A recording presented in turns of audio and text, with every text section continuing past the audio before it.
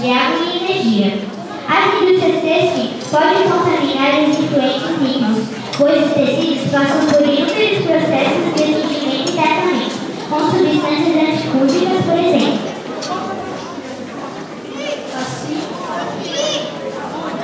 Assim, a reciclagem dos resíduos têxteis é importante para a redução da poluição, uma vez estes resíduos são frequentemente queimados a céu aberto ou depositados em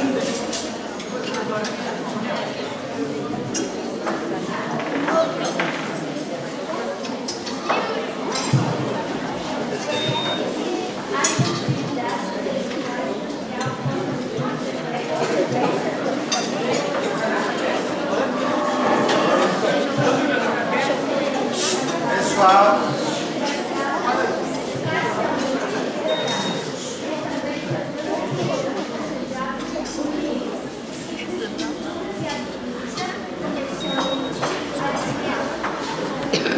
Existem vários processos de reciclagem, como por exemplo, o plástico, sacolas plásticas, papel, vidro, alumínio, entre outros. O processo de reciclagem ocorre também com o tecido. Sabe que no Brasil existem algumas empresas que reciclam tecidos. Normalmente, essas empresas compram resíduos de tecidos já separados por cor. O processo de reciclagem do tecido é feito de seguinte maneira. A. Máquina trituradora rasga o tecido em vários pedacinhos, até pode ser desmanchado, ficando sem fibra. B. Adiciona-se poliéster ao tecido em uma nova máquina, que mistura os dois produtos, formando fibra mesmo. C.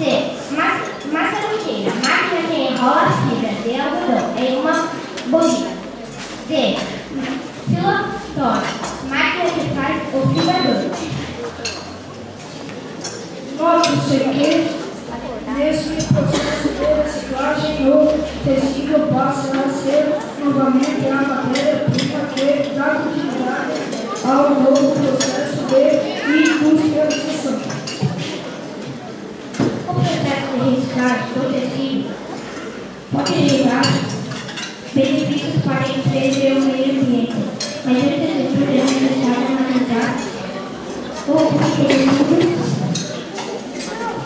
Esse processo é verificar a viabilidade do projeto. Há muitas vantagens e benefícios para ser reciclado. O material, pois, quando se recicla, há menos poluição no ar, na água e no solo.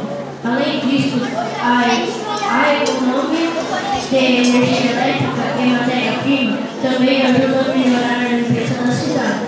Gera renda pela comercialização dos recicláveis, além de gerar emprego.